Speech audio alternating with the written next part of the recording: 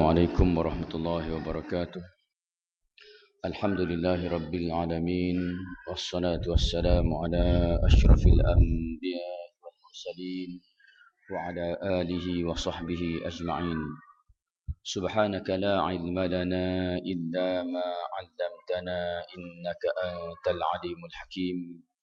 Rabbi shrah li sadri wa yassir li amri wahlul 'uqdatam min lisani yafqahu qawli. Amma ba'du. Terima kasih kepada Tuan Imam, para EJK, seterusnya sidang hadirin, para jemaah yang dikasihi sekalian. Alhamdulillah, malah sama-sama kita bersyukur kehadrat Allah Subhanahu wa taala kerana dapat lagi kita bersama-sama pada malam ini untuk menyambung perbincangan kita berkenaan dengan sirah Nabi kita Muhammad sallallahu alaihi wasallam yang kita selalu baca melalui kitab sirah Durus wa Ibar karangan daripada Syekh Said Ramadan Al-Buti yang merupakan seorang ulama yang tersohor, yang banyak mengarang kitab-kitab sama ada dalam bidang sirah ataupun dalam bidang-bidang yang lain. Tapi hari ini saya turun daripada kereta depan surau kita tadi, tengok kitab tak ada. Tengok kitab tak ada. Rupanya duduk atas kursi juga, kursi rumah, bukan kursi kereta. Walau bagaimanapun, insya-Allah kita akan cuba meneliti tajuk perbincangan kita pada malam ini ialah berkenaan dengan peperangan Bani Al-Mustaliq. Peperangan Bani Al-Mustaliq yang ada kaitan secara rapat dengan cerita berkenaan dengan hadisul ifki. Peperangan Bani Al-Mustaliq yang berlaku pada tahun ke-5 Hijrah. Berlaku pada tahun ke-5 Hijrah, yang mana Bani Al-Mustaliq dia bangkit untuk menentang Rasulullah sallallahu alaihi wasallam, dan Rasulullah bersama dengan para tentera Islam yang jumlahnya tidak berapa besar, tuan-tuan. Peperangan ini bukan merupakan peperangan yang besar.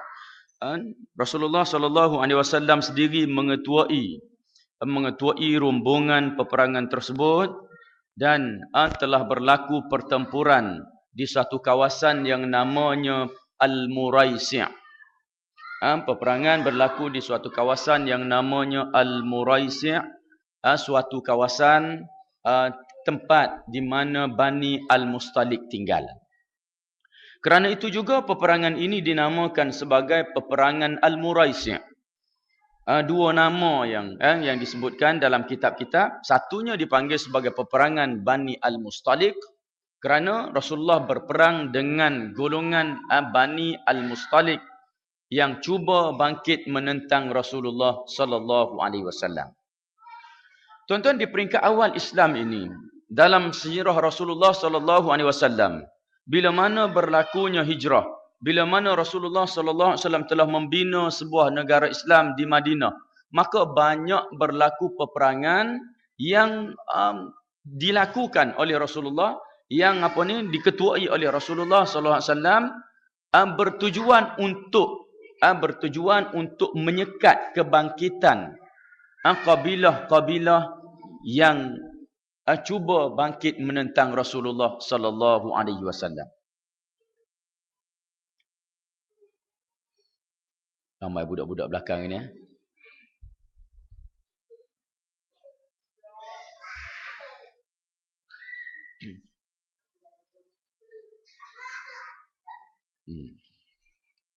Dia hilang idea sikit. Bila dia ada suara tu, dia jadi hilang. Hilang apa yang kita nak cakap kan. Okey, baiklah. Kita sambung. Bila mana berlakunya peristiwa ini yang dipanggil peristiwa peperangan ini berlaku dengan pergelutan yang agak teruk, sehingga disebutkan dalam kitab Allah SWT mengutuskan para malaikat membantu Rasulullah sallallahu alaihi wasallam sehingga menang dalam peperangan Al-Muraisi' ataupun peperangan Bani Al-Mustaliq ini. Jadi ceritanya tidak panjang. Kerana selepas itu Rasulullah sallallahu alaihi wasallam terus bersedia untuk pulang semula. Bersedia untuk pulang semula ke kota Madinah. Dalam persiapan nak pulang, maka berlakulah suatu peristiwa yang saya pernah ceritakan berkenaan dengan Abdullah bin Ubay bin Salul. Yang mana ketika itu juga berlaku pergelutan. Ada sedikit perbalahan di antara budak suruhan Umar Al-Khattab dengan penduduk tetap Madinah. Bila berlaku sedikit pergelutan itu, maka Abdullah bin Ubay telah membuat komentarnya. Telah membuat kenyataannya dengan menyatakan bahawa inilah orang-orang Madinah. Dia datang dulu sebatang kara. Dia datang dulu dalam jumlah yang sedikit. Sekarang ini bilangan mereka telah banyak. Dan mereka mula nak menyusahkan kita. Keadaan mereka sama seperti pepatah orang tua kita sebut. Sammin qalbak ya'kuluk. Kamu bagi makan anjing kamu sehingga kenyang. Bila dia kenyang, dia akan gigit kamu. Dan aku bila sampai Madinah nanti. Bila aku balik sampai ke Madinah nanti. Aku akan halau pengikut-pengikut Muhammad ini balik dalam keadaan yang hina. Dan aku akan tunjukkan bahawa kamilah atau kitalah dari kalangan orang-orang yang mulia. Cerita yang saya sebutkan sebelum ini didengar oleh seorang kanak-kanak. Bila kanak-kanak ini dengar, kanak-kanak itu datang bertemu dengan Rasulullah sallallahu alaihi wasallam dalam masa Rasulullah belum lagi pulang daripada peperangan Al-Muraisi ini. Bila datang bertemu dengan Rasulullah sallallahu alaihi wasallam, memberitahu kepada Rasulullah tentang kata-kata Abdullah bin Ubay ini, maka ketika itu Sayyidina Umar sedang berada di sisi Rasulullah dan memberi tawaran dengan menyatakan, wahai Rasulullah, bunuh sahajalah Abdullah bin Ubay ini. Akan tetapi jawapan daripada Rasulullah, kamu nak ke tidak wahai Umar? Nanti orang akan berkata bahawa Muhammad telah membunuh sahabatnya. Bila dah begitu, maka Umar pun diam. Dan Rasulullah sallallahu alaihi wasallam segera menyuruh tentera Islam berangkat. Daripada kawasan perigi Al-Muraisi itu untuk menuju ke kota Madinah. Mereka berjalan selama lebih kurang 1 hari 1 malam tanpa henti. Jarang dilakukan oleh Rasulullah sallallahu alaihi wasallam sebagaimana berikut. Rasulullah memerintahkan agar tentera Islam bersiap sedia, bangun dan pulang segera ke Madinah. Mereka melalui perjalanan selama lebih kurang sehari semalam tanpa henti. Ini adalah disebabkan kerana Rasulullah sallallahu alaihi wasallam nak cerita yang baru dibawa ke dalam masyarakat Islam. Cerita tentang Abdullah bin Ubay yang mengutuk Rasulullah, yang mengutuk orang Muhajirin ini tidak sempat dibualkan oleh tentera-tentera Islam. Tidak sempat dibualkan oleh tentera-tentera Islam, yang mana dalam tentera-tentera Islam ketika itu terdapatnya golongan orang-orang munafik yang ikut serta dalam peperangan. Kita dah cerita dah sebelum ini bahawa orang-orang munafik ini mereka sentiasa mengelak daripada menyertai peperangan. Tengok dalam peperangan Uhud, mereka dah keluar dah separuh jalan. Tiba-tiba mereka berpaling semula. Mereka balik semula. Kerana mereka takut mereka kalah. Mereka takut mereka kalah dalam peperangan kerana dia nampak kekuatan pada musuh. Dan dia menyertai peperangan, biasanya orang munafik dia nak keuntungan daripada harta ghanimah. Sementara dalam peperangan Al-Bani Al-Mustalik ini atau peperangan Al-Muraisi ini, orang-orang musyrikin ataupun orang-orang munafik ini dia nampak dalam beberapa peperangan yang lalu umat Islam sentiasa menang dan orang yang pergi berperang sentiasa mendapat habuan daripada peperangan. Habuan yang dinamakan sebagai ghanimah. Ghanimah itu 1/5 diberikan kepada Rasul untuk tujuan Islam, dan bahagian lain lagi itu 4/5 lagi atau 80% lagi itu diberikan kepada kaum muslimin ataupun orang yang menyertai peperangan.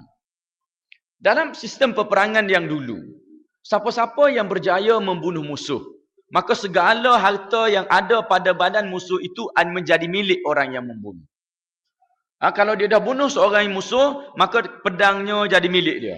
Pedang musuh dia boleh ambil. Kalau musuh pakai cincin, emas ke apa, gelang ke apa semua sekali, semua barang-barang berharga yang ada pada diri musuh yang terkorban itu menjadi milik tentera Islam.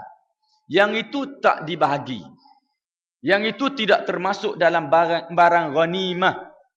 Tidak dibahagikan mengikut pembahagian yang 1/5 apa semua sekali ni. Yang itu boleh ambil direct. Bila boleh bunuh berapa orang, maka itu boleh diambil sepenuhnya oleh pejuang yang membunuh musuh Islam itu. Ini untuk membangkitkan semangat tentera Islam. Membangkitkan semangat individu itu sendiri. Untuk berjuang membunuh seramai mungkin. Orang yang seramai mungkin orang-orang musyrikin ataupun golongan-golongan munafikin yang terlibat dalam peperangan tersebut. Siapa dapat bunuh, maka dia dapat habuan yang lebih. Maka setelah orang panggil bila mana berlaku peperangan, tentera Islam sebelum ini telah banyak menang, maka orang-orang musyrikin ataupun orang-orang munafikin ini nampak kalau kita ikut peperangan, mungkin orang Islam ini menang lagi. Kalau menang lagi, lumayan kita dapat harta. Banyak kali dah sebelum ini kita tak ikut mereka berperang, kita tak dapat apa-apa. Maka kali ini, dalam peperangan ini, lawannya pun bukan lawan yang hebat, maka kita kena ikut. Sebab itulah orang-orang munafik ini menyertai peperangan Bani Al-Mustalik ataupun peperangan Al-Muraisi' ini.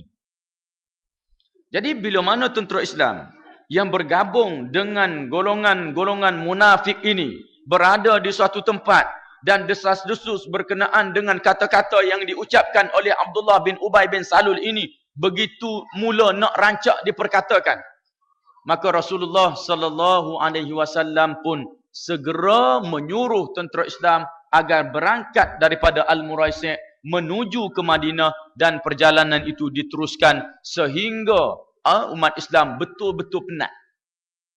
Sehingga hampir sehari semalam. Dan bila mana berhenti di perhentian, di tempat rehat, maka tentera-tentera pada ketika itu dah cukup penat dah. Sangat penat sehingga mereka tidak boleh lagi untuk bercerita.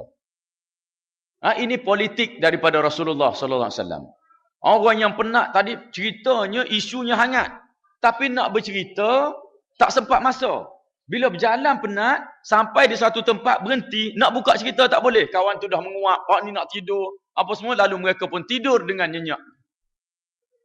Ini panggil kebijaksanaan Rasulullah sallallahu alaihi wasallam dalam menangani suatu isu yang mana tak boleh nak ditegah benda tu. Tak boleh nak jaga dengan elok kerana dalam perjalanan baru balik daripada suatu peperangan. Dan mereka dahlah berperang dalam keadaan yang penat, dan mereka disuruh pula berjalan balik dalam perjalanan yang jauh, memakan masa yang lama. Bila tiba di suatu tempat rehat, maka mereka pun tertidur dengan nyenyaknya. Setelah itu, cerita berkenaan dengan peperangan Bani Al-Muraisi', peperangan Bani Al-Mustalik ini bercampur dengan suatu peristiwa lain yang namanya Hadisul Ifki. Hadisul Ifki ialah cerita pembohongan terhadap Ummul Mukminin Sayyidatina Aisyah. Kenapa dia bercampur? Kerana ianya bermula daripada persinggahan tersebut. Bila balik daripada peperangan Bani Al-Mustalik ini, dah singgah situ, dah tidur di suatu tempat itu, maka nak teruskan semula perjalanan balik ke Madinah. Dalam nak teruskan perjalanan balik ke Madinah inilah Ummul Mukminin Sayyidatina Aisyah radhiyallahu anha telah tertinggal dari rombongan. Tertinggal dari rombongan. Yang mana diceritakan bahawa Sayyidatina Aisyah ni berada dalam satu haudash. Haudash ialah satu rumah kecil yang diletakkan di atas belakang unta. Bila duduk di sana, dia kata, aku rasa aku nak buang air besar ataupun aku nak qada hajat. Maka aku pun keluar ke suatu tempat. Fadakhalal khala, maka dia masuk ke tempat yang orang tidak ada. Pergi ke tempat yang sunyi. pergi ke tempat yang tidak ada tentera Islam. Tujuannya adalah untuk sama ada membuat air kecil ataupun air besar. Dia tak sebutkan dalam riwayatnya. Yang dia sebutkan dakhalal khala. Kalau kita masuk tandas, yang umum gitu je. Kita khalak kita dalam bilik, khalak kita duduk dalam rumah. Dia dulu dalam perjalanan, maka nak kencing berak kena pergi jauh supaya orang tak nampak. Apatah lagi yang nak qada hajat ini adalah Ummul Mukminin Sayyidatina Aisyah radhiyallahu anha, seorang perempuan yang menyertai peperangan tersebut. Pastilah dia akan pergi ke tempat yang agak jauh sedikit daripada kelompok tentera Islam. Nak ajak Rasulullah sallallahu alaihi wasallam, Rasulullah sedang sibuk. Sedang sibuk nak duk handle tentera-tentera, maka dia pun pergi sendirian. Bila dia pergi selesai daripada qada hajat, dia pun balik masuk dalam haudash. Ketika beliau masuk dalam haudash, beberapa orang tentera Islam nampak Sayyidatina Aisyah ni masuk dah dalam. Bila masuk dalam, dia pun pegang. Dia kata, aku rasa tengok-tengok rantai yang aku pakai tidak ada. Maka aku yakin mungkin jatuhnya tempat qada hajat tadi. Lalu dengan segera aku pun keluar menuju ke tempat tersebut dan menemui barang tersebut. Menemui rantai yang ketinggalan tadi. Maka bila jumpa, dia pun terus balik. Balik tengok-tengok kem tentera Islam ini telah pun tidak ada. Tentera-tentera Islam yang mengangkat haudash ke atas unta tadi terus mengandaikan bahawa Sayyidatina Aisyah telah pun masuk atau telah pun berada di dalam haudash tersebut. Jadi tinggallah Ummul Mukminin Sayyidatina Aisyah seorang diri. Seorang diri di situ. Lalu dia kata, aku pun mengambil kain.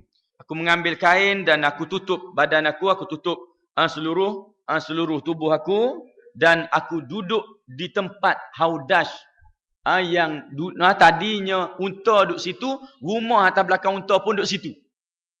Maka dia duduk di situ menunggu kalau-kalaulah tentera Islam menyedari ketiadaannya, pasti akan dicarinya di tempat tersebut. Ini kaedah, kalau kita sesat maka kena pergi tempat kita duduk dah tu.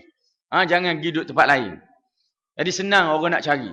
Jadi bila mana duduk di sana, tiba-tiba Safwan bin Mu'attal. Safwan bin Mu'attal tugasnya adalah meronda.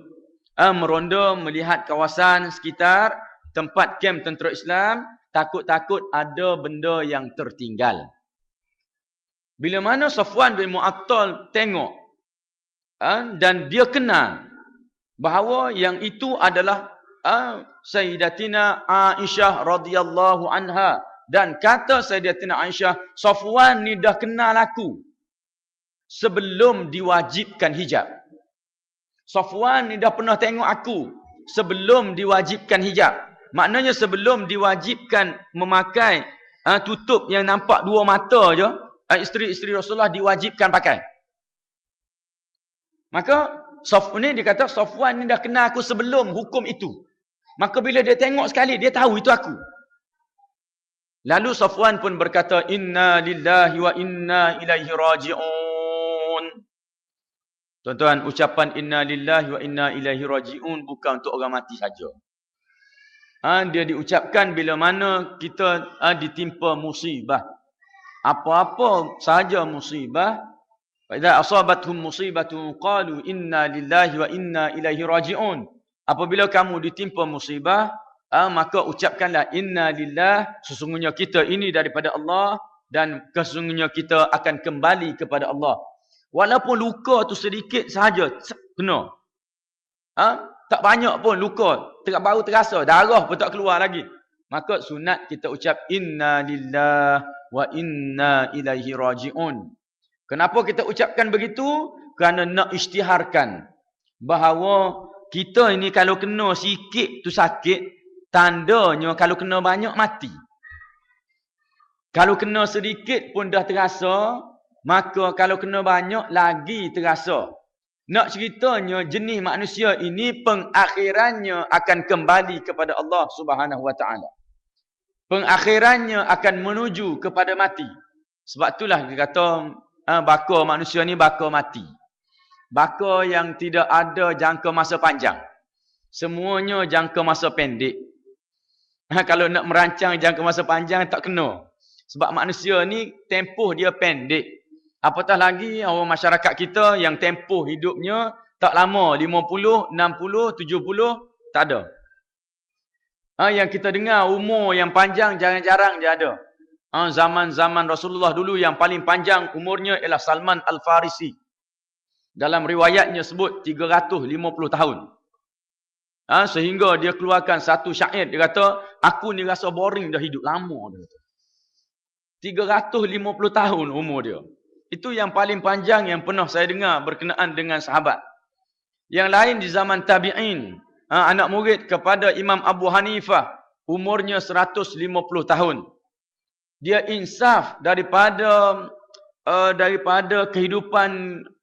kehidupan yang laranya. Kehidupan yang tidak belajar, tidak kembali kepada Allah ini. Setelah umurnya berumur 60 tahun. Bila 60 tahun, dia baru sedar, oh rupanya lara aku ni. Rupa-rupanya tak elok hidup aku ni.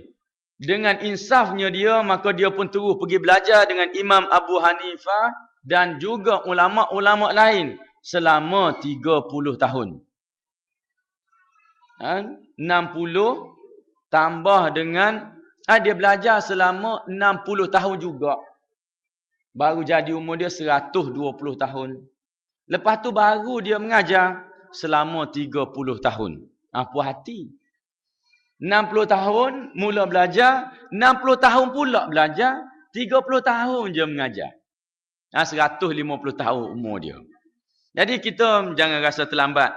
Walaupun dah berumur, baru nak start belajar, berumur baru kita buka kitab, cuma kena bersungguh-sungguh untuk mendapatkan ilmu, kerana tak ada benda yang akan kita perolehi kecuali dengan cara yang bersungguh-sungguh. Saya pun dulu terasa sangat rugi. Pada tahun pertama dan tahun kedua pergi ke Mesir, pergi sebagai seorang budak nakal. Pergi malam pertama tak sempat cerah, esok lagi dah bergaduh dengan Arab dah. Cakap Arab tak tahu apa lagi. Baru sampai malam tu malam raya pula. Kawan ajak pergi beli barang, dah bergaduh dah dengan Arab. Tu malam pertama. Lepas tu saya mula menyelusuri segenap ceruk rantau Mesir. Yang abang-abang lama tak pernah sampai, saya cuba sampai ke sana. Tempat mana orang sembelih unta, saya pergi. Mana tempat orang jual dhab, saya pergi. Sehingga abang-abang lama yang nak balik, bila datang ke Kairah, mana aku nak beli dhab, jom bang kita pergi. Adik yang tahun 1 ni lah yang bawa pergi. Abang-abang tak pernah sampai lagi. Naik 2 kali bas, pergi celah bukit pula. Pergi, ambil. Nak beli benda-benda yang sebegini-demikian. Itu dulu, mula-mula sekali duduk sana. Setahun, 2 tahun. Bila tahun kedua, terasa nak balik. Bila terasa nak balik, tuan-tuan, mula fikir. Aku nak balik buat apa? Apa yang aku boleh mengajar kalau aku balik? Tak ada, tuan-tuan. Nasib baik ada rasa nak balik. Apa yang saya boleh mengajar kalau saya balik ketika itu? Saya rasa tak ada, kosong. Saya tak jadi balik. Tak jadi balik, pada ketika itu ada seorang kawan ajak pergi belajar dengan anak murid kepada Syekh Zaki Ibrahim. Syekh Zaki Ibrahim ini rakan seperguruan Hasan Al-Banna. Saya sempat belajar sempat berada dalam majlis ilmu dia beberapa kali sahaja. Sebab dia terlalu tua dah ketika itu. Orang papah kiri kanan dah bergerak, letak atas kursi baru dia boleh ceramah. Lepas ceramah kena angkat, tak boleh berjalan sendiri dah. Itu Syekh Zaki Ibrahim, rakan seperguruan Hasan Al-Banna. Patutlah kita sebut Hasan Al-Banna ni mati lama dah. Zaman bila? Zaman Jamal Abdul Nasir. Lepas Jamal Abdul Nasir jatuh, naiknya Anwar Sadat. Lepas Anwar Sadat jatuh, naiknya Husni Mubarak. Husni Mubarak jatuh pula dah ni. Tu zaman dia. Nak tak tua macam mana? Memang tua sangat-sangat dah. Lalu nak belajar dengan dia, nak minta dia mengajar secara khusus tak dapat. Maka diberi seorang anak murid dia. Seorang anak murid dia namanya Mahyuddin. Seorang anak murid yang mengajar, dia mengajar kami kitab Hikam Ibnu Atha'illah. Bila dia mengajar je, beberapa kali saya ikut, saya diminta untuk bercerita kepada adik-adik baru yang baru sampai. Pelajar baru yang baru sampai ke Mesir dalam satu slot yang kita kata untuk bila pelajar baru sampai, kita buat sedikit majlis untuk dia. Saya diminta bercakap sepatah dua. Bila saya bercakap, tuan-tuan, saya dengar setiap patah kata-katanya datang dari belakang saya. Seolah-olah dia bercakap di belakang saya. Bermula daripada hari itu, saya jadi gila belajar. Bermula daripada hari itu, siang, malam, pagi, petang, saya tahu kita ajar. Tak ada orang, saya seorang pun saya pergi. Sehingga orang tegur, mu tak penat ke? Aku tak ada masa. Saya tidak ada masa. Masa nak balik tinggal berapa? 2 tahun lebih dia lagi. Habis belajar. 2 tahun lebih, 3 tahun dia lagi. Sedangkan 2 tahun dah aku dah buang dah. 2 tahun dah duduk main luilik, cari dok, cari unta, cari tu, cari ni, tak ada untung langsung. Jadi tinggal baki waktu yang ada ni perlu sangat bersungguh-sungguh nak dapatkan ilmu. Walaupun begitu, orang panggil tempoh kita belajar tu sangat singkat. Nak banding dengan ulama dulu, tuan-tuan, 60 tahun belajar. Belajar 60 tahun, belajar 40-50 tahun belajar.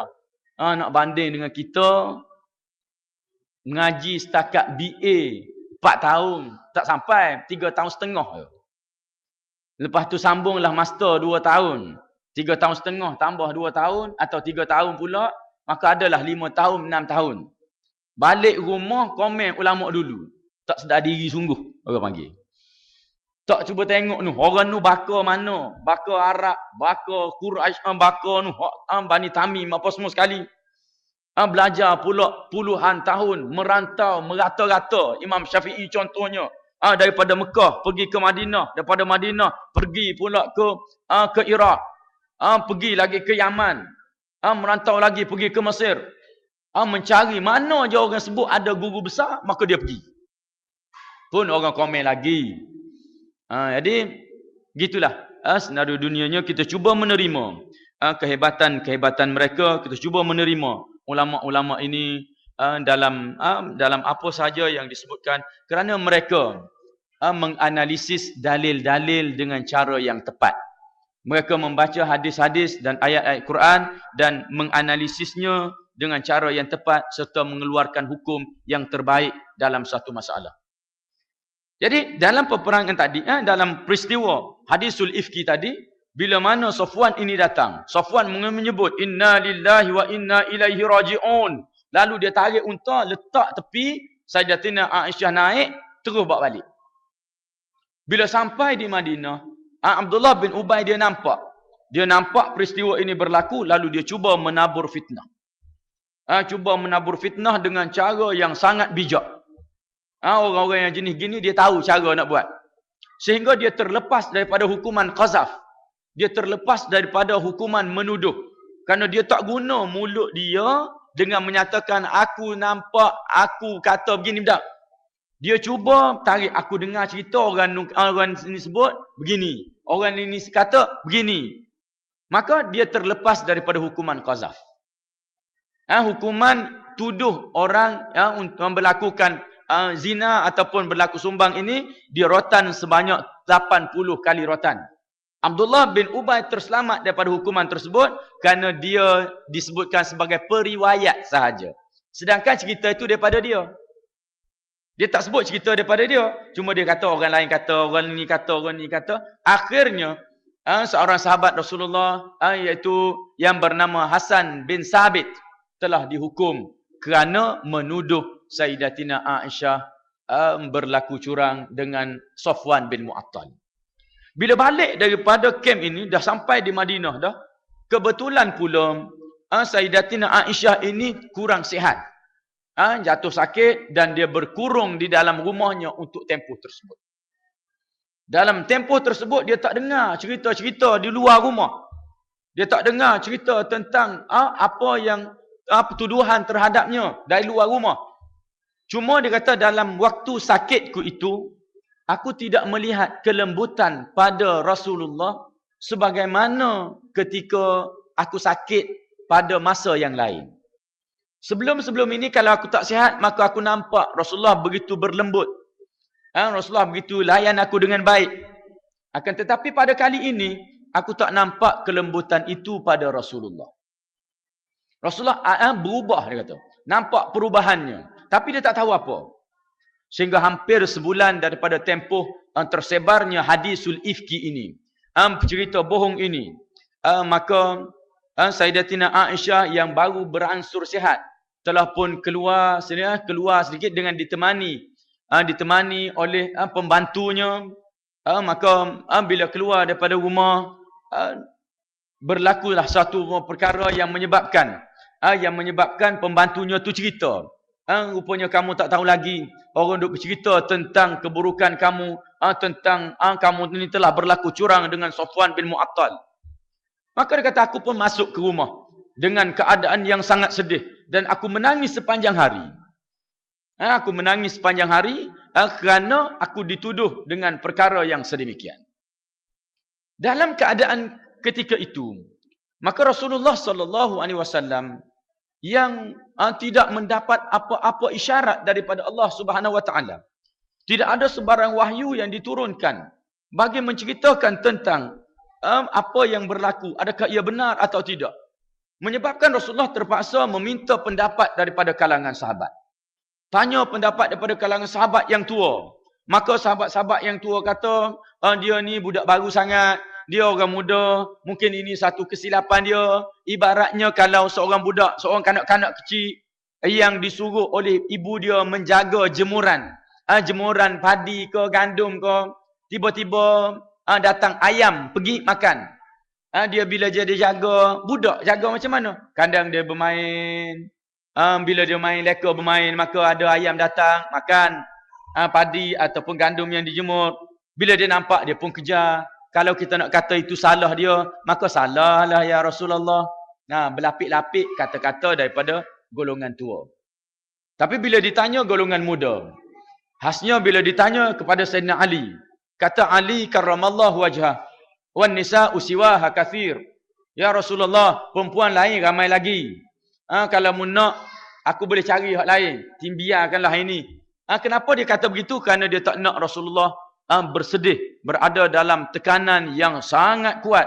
Walaupun tekanan-tekanan sebelum ini, dugaan-dugaan sebelum ini disebutkan oleh ulama, tidak sehebat dugaan ketika mana hadisul ifki ini. Kerana dugaan-dugaan sebelum ini selalu diiringi dengan wahyu. Selalu diiringi dengan pujukan daripada Allah Subhanahu wa taala. Akan tetapi ujian kali ini, yang mana dalam ujian ini wahyu tidak diturunkan oleh Allah Subhanahu wa taala untuk satu tempoh yang sangat lama, sehingga merunsingkan Rasulullah sallallahu alaihi wasallam. Sehingga Rasulullah SAW terpaksa meminta pendapat orang lain, terpaksa berfikir sendiri untuk menyelesaikan masalah ini. Yang mana akhir sekali setelah Rasulullah SAW datang bertemu dengan Sayyidatina Aisyah, berkata kepada Sayyidatina Aisyah, wahai Aisyah, sekiranya kamu tidak melakukan perkara yang dituduh itu, maka Allah SWT akan bersihkan nama kamu. Tapi sekiranya kamu lakukan, maka hendaklah kamu beristighfar, memohon keampunan daripada Allah Subhanahu wa taala. Ketika itu Sayyidatina Aisyah memandang, tengok kepada ayah dia, tengok pada mak dia. Meminta simpati daripada mak ayah dia. Minta simpati daripada mak ayah, tolong jawablah bagi pihak aku. Kamu tahu aku tak buat. Maka berkatalah Sayyidina Abu Bakar dan ibunya bahawa kami tidak boleh berkata apa-apa kerana kami tak tahu benda ni. Benda ni tidak berlaku depan aku. Setakat aku tahu sikap kamu yang baik tidak menjamin untuk aku berhujah di hadapan Rasulullah menyatakan kamu tidak bersalah. Aku tak boleh kata apa. Sebab apa? Benda tu berlaku di belakang aku. Jadi tidak ada apa-apa bantuan ataupun komen daripada kedua ibu bapa dia menyebabkan Sayyidatina Aisyah bertambah sedih. Dan dikala itu juga dia katakan bahawa ketika itu aku melihat kepada Rasulullah dalam keadaan yang lemah, dalam keadaan yang nampak lemah, gemetar dan keluar peluh dari dahinya. Menandakan, aku tahu sangat kalau begitu wahyu sedang turun. Aku tahu sangat kalau begitulah caranya Rasulullah nampak macam gugup, nampak berpeluh, itu maknanya wahyu sedang turun. Bila mana selesai saja wahyu diturunkan, maka Rasulullah sallallahu alaihi wasallam pun tersenyum. Tersenyum dan terus mendapatkan Sayyidatina Aisyah menyatakan bahawa, wahai Aisyah, sesungguhnya Allah Subhanahu Wa Taala telah membersihkan nama kamu. Maka ketika itu berkatalah Abu Bakar radhiyallahu anhu, berdirilah kamu wahai Aisyah, mohonlah kemaafan daripada Rasulullah. Maka berkata Sayyidatina Aisyah, aku tidak akan berkata apa-apa kecuali aku akan bersyukur kepada Allah Subhanahu Wa Taala.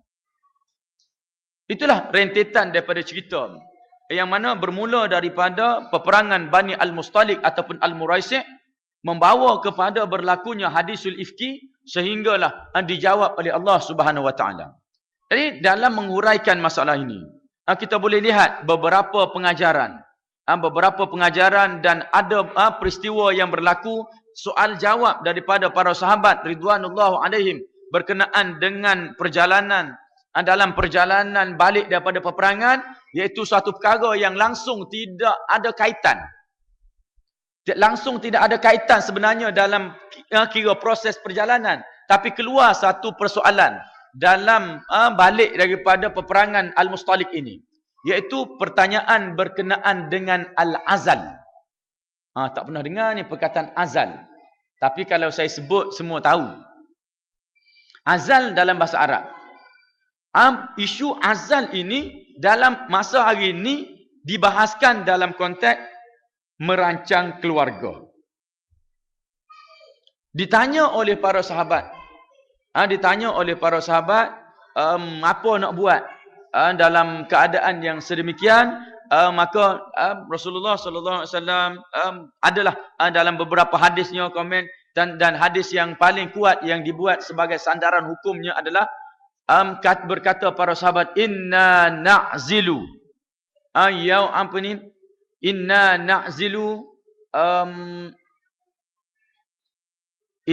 sesungguhnya kami melakukan azal ini fi zamani Rasulullah sallallahu alaihi wasallam wal Quran yanzil.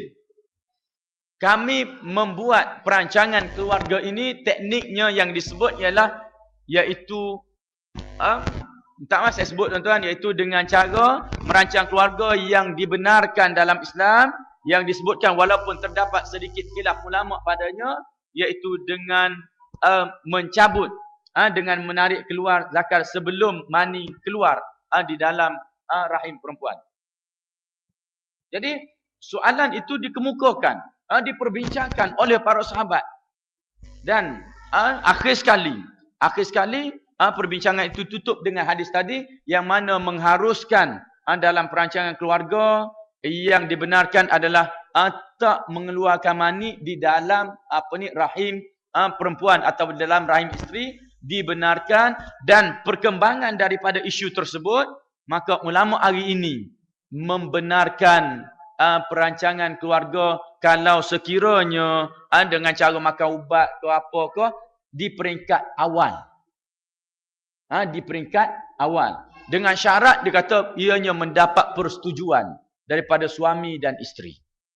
Mendapat persetujuan daripada suami dan isteri. Dalam bab ini dia kata hakim tidak ada hak untuk memaksa. Maknanya dia nak cerita bahawa kerajaan tidak ada hak nak paksa rakyat dia untuk rancang keluarga. Kerana ini dipanggil hak individu yang hanya boleh ditentukan oleh suami dan isteri sahaja. Walaupun begitu terdapat suatu hadis lain yang menyatakan bahawa perbuatan sedemikian seolah-olah membunuh. Perbuatan sedemikian seolah-olah membunuh. Dan bila diteliti tuan-tuan, bila saya tengok kedua-dua hadis tersebut, kalau kita jenis orang yang tidak mahir tentang seluk-beluk hadis ini, tentang seluk-beluk hukum ini, maka seorang itu akan mengambil hukum dengan cara yang zahir hadis. Dan saya berani jamin kalau orang hari ni yang belajar berkenaan dengan hadis, setakat belajar master PhD itu, dia tak akan mampu menganalisis hadis-hadis tersebut. Kerana disebutkan oleh ulama, walaupun saya nampak dari sudut matanya sangat jelas mewujudkan pengharaman, akan tetapi oleh kerana berlakunya pertembungan di antara dua dalil, maka ulama menyatakan bahawa hukum ini, larangan ini termasuk dalam larangan tanzihi. Apa makna larangan tanzihi? Iaitu larangan sepatutnya kalau boleh jangan buatlah begitu. Tu dia. Walaupun nampak dari sudut matanya membawa kepada hukum haram, akan tetapi bila dianalisis, diambil kira hadis-hadis yang lain, dicampur adukkan hadis-hadis tersebut, maka keluarlah satu hukum yang mencegah, atau pencegahan itu adalah dalam bentuk kalau sebaik-baiknya jangan buat, iaitu terletak dalam hukum makruh tanzihi ataupun makruh tahrimi. Dia dekat-dekat je. Hukumnya takat mana? Kalau nak sebut, kalau sebut begini mungkin tuan-tuan nampak remeh. Itu lebih kurang dengan hukum rokok. Itu dia duduk kategori situ. Walaupun matannya, kalau kita jumpa satu hadis, kita akan kata haram. Walau kita jumpa satu hadis, kita akan kata boleh secara mutlak. Akan tetapi, bila digabungkan ke semua hadis tersebut, dengan kaedah-kaedah yang terutamanya yang dibuat oleh Imam Syafi'i, yang namanya usulul fiqh. Orang lain tak buat ilmu ni. Orang lain sebelum ini tak pernah ada. Ulama-ulama hadis yang terdahulu seperti Imam Malik tidak pernah tahu berkenaan dengan ilmu usulul fiqh. Sehingga ulama-ulama yang selepas daripada Imam Syafi'i berkata, fa inna ulama al-hadis ruqud. Sesungguhnya ulama-ulama hadis tidur. Fa ayqazahumus Syafi'i. Bila Imam Syafi'i datang, Imam Syafi'i yang mengejutkan mereka. Yang menyebabkan mereka bangkit daripada tidur adalah Imam Syafi'i.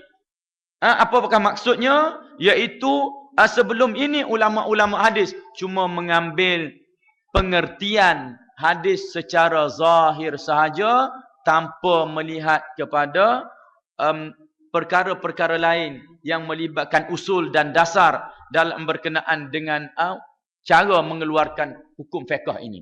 Kerana itulah, janganlah kita sekali-kali bila tengok suatu matan hadis yang cukup jelas bagi kita, dan kita kata apa lagi pendapat mazhab ni, ini pendapat ni patutnya kita tak pakai. Sebab ada hadis lain. Dia lebih tahu berkenaan dengan hadis-hadis tersebut, dan dia telah membuat analisis terhadap hadis-hadis tersebut, maka keluarlah hukum-hukum yang disebutkan itu.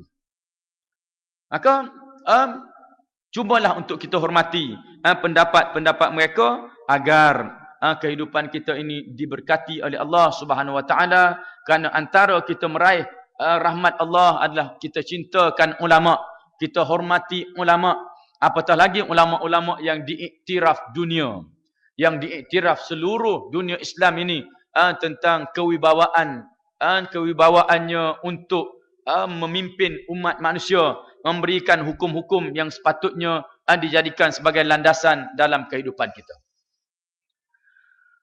Tuan-tuan dan puan-puan saudara hadirin sekalian, seperkara lagi berkenaan dengan apa yang saya nak sebutkan berkenaan dengan pengajaran daripada peristiwa ini ialah lambatnya turun wahyu itu adalah suatu perkara yang sangat penting. Ia menunjukkan kepada kita bahawa Rasulullah sallallahu alaihi wasallam ini hidupnya itu adalah sebagai seorang manusia yang tidak mengetahui perkara-perkara ghaib kecuali apa yang diberitahu oleh Allah. Nabi ini, Rasul ini, walau macam mana hebat pun dia adalah seorang manusia. Sebab itu ulama kata sangat penting berlakunya hadisul ifki ini, peristiwa tuduhan ini, untuk menyedarkan kita, untuk memberitahu kita bahawa Nabi ini adalah Nabi yang sebenar.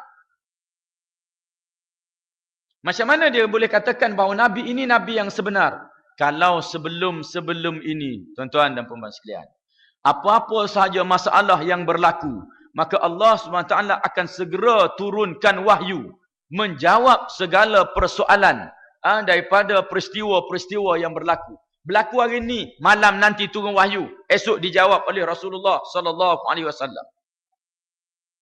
Maka boleh saja kalau kita nak kata bila berlaku peristiwa nanti esok saya jawab, esok Malam ni aku fikir dulu. Macam mana aku nak jawab dengan dia orang ni? Aku nak tipu? Fikir dulu, esok bagi jawapan. Oh, wahyu dah turun. Ini jawapannya. Boleh sahaja dilakukan begitu contohnya bagi seorang penipu.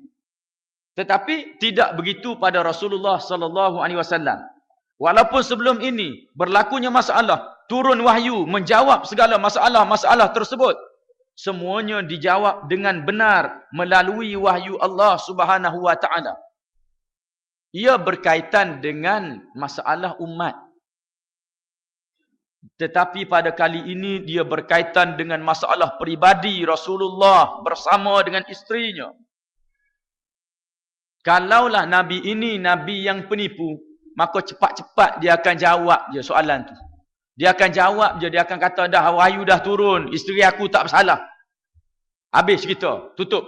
Tak ada apa dah. Dalam keadaan umat Islam dah penuh yakin dengan wahyu daripada Allah SWT, dah penuh yakin dengan Nabi Muhammad sallallahu alaihi wasallam. Berapa tahun dah Rasulullah didik mereka? 10 tahun dah di Mekah. Dah campur dah 5 tahun di Madinah. Dah 15 tahun dah Rasulullah bersama dengan mereka, memberikan panduan-panduan, menyampaikan wahyu-wahyu Allah Subhanahu Wa Taala kepada orang-orang Islam ketika itu. Tetapi bila tiba masalah berkenaan dengan soal pribadinya, Allah Subhanahu Wa Taala lambatkan turunnya wahyu, menyebabkan Rasulullah terpaksa mencari penyelesaian dalam bentuk kemanusiaan. Mencari penyelesaian sebagai seorang manusia. Kenapa kita kata mencari penyelesaian sebagai seorang manusia? Kita kalau kita ada banyak masalah, maka kita akan bertanya pendapat daripada orang lain. Begitu juga Rasulullah tak dapat jawapan daripada Allah SWT, maka Rasulullah minta jawapan daripada para sahabat. Minta jawapan daripada orang yang ada di sekitarnya yang boleh dipercayai. Ini menunjukkan bahawa Rasulullah adalah seorang manusia yang diberi wahyu oleh Allah Subhanahu Wa Taala, yang tidak mengetahui perkara-perkara gaib, apa yang tidak berlaku di hadapannya tidak diketahui oleh Rasulullah kecuali apa yang telah diceritakan kembali oleh Allah Subhanahu Wa Taala, diturunkan wahyu oleh Allah Subhanahu Wa Taala. Jadi dengan terputusnya wahyu dalam tempoh lebih kurang hampir 1 bulan ini, jelas membuktikan bahawa Muhammad ini adalah merupakan Rasulullah yang sebenar-benarnya. Kerana apa? Wahyu yang diturunkan, yang dia katakan wahyu itu memang benar wahyu. Kalau ianya melibatkan urusan masyarakat, maka diceritakan oleh Rasulullah bahawa wahyu ini telah turun dan hukumnya begini, begini, begini. Walaupun kadang-kala cepat jawapan itu datang, tetapi bila tiba masalah ini kepada diri dan keluarganya sendiri, wahyunya tak turun, dia tidak pandai-pandai mereka cerita menyatakan bahawa ada wahyu turun. Dia tetap juga bersabar menunggu jawapan daripada Allah Subhanahu Wa Taala, yang mana akhirnya Allah membersihkan nama Sayyidatina Aisyah ini daripada segala pendustaan yang telah disebarkan pertamanya oleh Abdullah bin Ubay bin Salul, walaupun dia terselamat daripada dihukum oleh Rasulullah sallallahu alaihi wasallam. Jadi tuan-tuan dan puan-puan sedang hadirin sekalian, inilah gabungan daripada dua peristiwa tersebut.